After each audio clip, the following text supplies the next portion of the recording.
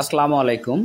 আলহামদুলিল্লাহ, আজকে সোমবার। আজকে আমাদের রানীগঞ্জ হাটে যাওয়ার কথা ছিল। আমাদের খামারের জন্য কিছু হাঁস কেনা দরকার। তো আমরা সকালবেলা বের হয়ে আমাদের কমরপুর বাজার থেকে আমরা সকালবেলার নাস্তাটাকে সেরে নেই ডিম আর খিচুড়ি দিয়ে। তারপর আমরা আবার রানীগঞ্জের উদ্দেশ্যে রওনা হই। তারপর আমরা গ্রামের ভিতর দিয়ে যাচ্ছিলাম। তো গ্রামের দুই পাশটা অনেক সুন্দর লাগতেছিল। তো যেতে আমাদের সামনে একটা অটো পড়ে আর কি। তো আমরা ভাবলাম যে অটোওয়ালাটা পিছন থেকে দেখাচ্ছিল পিচ্চি। তো আমি খুব শখ করে এই পিচ্চি পিচ্চি বলে ডাকতেছিলাম। তো অটোওয়ালা শুনতেছিল কিন্তু উনি দাঁড়াচ্ছিল না। তো পরবর্তীতে একটা জ্যামে উনি দাঁড়ায় যায়। তো আমরা একটু সামনে এসে দেখি যে না, আসলে ওনার বয়স আছে কিন্তু ওনার হয়তো বা কোনো অসুস্থতার কারণে উনি বেড়ে ওঠে নাই আর কি। ওনাকে দেখে পিচ্চিই মনে হচ্ছিল। তো একটু সামনে আসতেই এখানে আমরা সকাল সকাল বের হয়েছি। তো আমরা 8টা সাড়ে 8টা একটা সময় আমরা বের হয়েছি। তো আমরা সামনে একটা হাটে দেখতেছিলাম যে আমরা পান বেচা কেনা হচ্ছিল। আসলে আমাদের এদিকে আপনার সকাল করে পান বেচা কেনা হয়। তো তারপর একটু সামনে আসার পর এখানে একটা ঘোড়াঘাটের ব্রিজ ছিল আর কি। এইখানে যে নদীটাকে আপনারা দেখছিলেন, এই নদীটা আপনার বিশাল বড় একটা নদী। তো পরবর্তীতে আমরা তো রানীগঞ্জের দিকে যাচ্ছিলাম। তো এখানে দুই পাশে দেখতেছিলাম যে এখানে দুই পাশে কিছু কাঁঠাল, আম, তারপর আপনার লাউ, এরকম কিছু বাগান ছিল আর কি। তো আমার দেখে খুব ভালোই লাগতেছিল। তো আমরা রানীগঞ্জের দিকে যাচ্ছিলাম। যেতে আমরা দেখি যে রানীগঞ্জ হাটে হয়তো বিভিন্ন দূর দূরান্ত থেকে আপনার ভটভটিতে করে আপনার গরু নিয়ে আসতেছিল। তো আমরা বলতে বলতে আমরা রানীগঞ্জ হাটে চলে আসি আর কি। তো আপনার এখানে হচ্ছে যে আপনার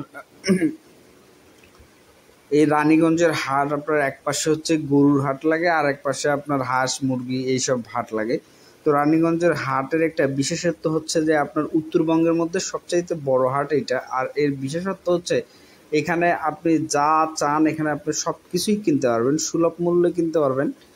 আর আপনার যেই পশু পাখিগুলো আপনি কিনবেন সেই পশু পাখিগুলো খুব ভালো মানের পশু পাখি পাবেন আর কি। তো যাই হোক, হাটে যাওয়ার আগ পর্যন্ত আমার এরকমই একটা চিন্তা ভাবনা ছিল যে আপনার এখানে গেলে আমি হয়তো বা খুব সাশ্রয়ী মূল্যে জিনিস কিনতে পারবো। তো হাটে যাওয়ার পর আমরা ওখানে যখন পৌঁছানোর পর আমরা যেহেতু হাঁস কিনবো, সেজন্য আমরা হাটে আগে যাই। যাওয়ার পর সেখানে দেখি যে আমরা যখন পৌঁছেছি আর কি, সেই সময়টাতে ওখানে হাঁস এখনো ওঠে নাই।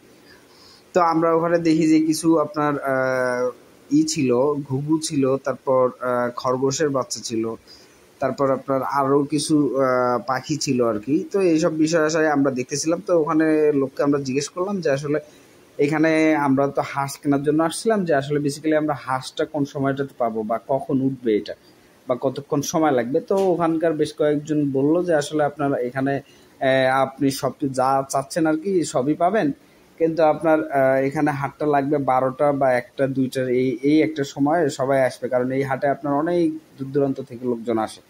তো আপনি এখানে পাবেন। তো আমরা যখন ওখানে পৌঁছেছিলাম তখন আপনার 10টা সাড়ে 10টা এরকম সময় বাজে। তো তখন অটোওয়ালাকে বললাম যে চলেন আমরা একটু গরুর হাটটাকে দেখে আসি। তারপর আমরা গরুর হাট দেখার জন্য গরুর হাটের ওই পাশটাতে যাই।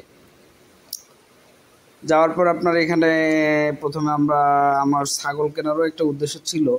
তো পরবর্তীতে আমরা বেশ ছাগল আমরা দেখলাম। দেখার পর সেখানে দরদাম করলাম, কিন্তু আসলে আপনার দরদামের সাথে ছাগল হলো না। কিন্তু ছাগলগুলো আপনার দেখতে অনেক সুন্দর ছিল আর কি। তো দাম এখানে মনে হলো যে ছাগলের দাম একটু মনে হয় যে এখানে বেশি। তো যাই হোক, পরে আর আমাদের ছাগল নেওয়া হলো না। না নেয় আমরা হাটের ভিতর দিয়ে আসতেছিলাম। তো ওখানে বেশ কিছু লোকজনের কাছে আমরা জিজ্ঞেস করছিলাম যে আসলে এই হাটে আরো কত গরু উঠে বা এই সময়টাতে। তো তখন তারা বললো যে আসলে এই হাটটা আপনার যখন লাগে, এখনো হাটটা এখানে পুরোপুরি ভাবে লাগে নাই। আরো এখানে মনে করেন যে 14 বিঘার মতো একটা জায়গাতে আপনার মনে করেন যে একটা গরুর হাট লাগে, গরু ছাগল এইসবের হাট লাগে। তো ঈদের একটা সময়টাতে এই হাটে আপনার যেই চাঁদাটা উঠায়, এই চাঁদাটার পরিমাণ থাকে প্রায় 3 থেকে 4 কোটি টাকার মতো। তো যাই হোক, পরবর্তীতে আমরা ওখান থেকে আপনার বের হয়ে আমরা আবার 11:30টার একটা সময় আমরা আবার ঈদে চলে আসি, আমাদের কাঙ্ক্ষিত হাঁস কেনার জন্য আসি। তো আসার সময় এখানে আমার একটা ছোট ভাই ছিল, আসলে ওদের নাস্তা করা হয় নাই সকালবেলা। আমরা দুইজন আগে আসছিলাম আর ওরা পরে আসছিল। তো পরবর্তীতে ওকে একটু নাস্তা করাইলাম আর কি। তো ও বললো যে ভাই আমি ভাত খাবো, তো ওরা ভাতই খাওয়াইলাম। তো পরবর্তীতে আমরা ওখানে আমাদের হাঁস কেনার জন্য হাঁসহাটিতে যাই। হাঁসহাটিতে যাওয়ার পর অনেকটা সময় আমাদের আরও অপেক্ষা করতে হয়। প্রায় 12:30টার এদিকে আপনার এক খামারে আপনার কিছু হাঁস নিয়ে আসে, যেটা খাকি ক্যাম্বেল ছিল। তো আমরা যেহেতু অনেকটা সময় ধরে অপেক্ষা করতেছিলাম, আমার খুব ইচ্ছা ছিল যে আপনার বেইজিং হাঁসটা নিব আর কি। তো পরবর্তীতে বেইজিং হাঁসটা না পাওয়ায় আবার প্রচুর গরম ছিল আর কি, খুব অস্থির লাগতেছিল।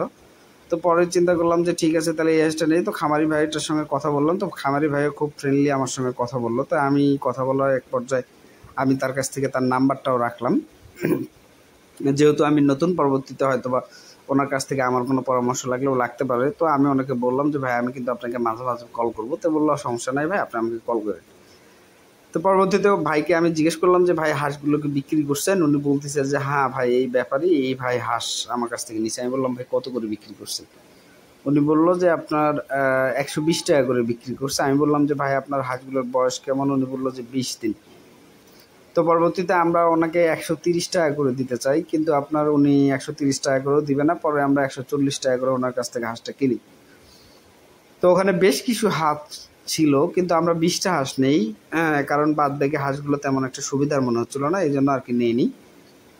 তো আমরা এই পাশে আরও 2টা মানে কি জাতের মুরগি, আমার এক্স্যাক্টলি এখন নামটা মনে নাই, তবে মুরগিগুলো দেখে আমার খুব ভালো লাগছিল, এই জন্য ওখান থেকে আবার 4টা মুরগিও আমি নেই।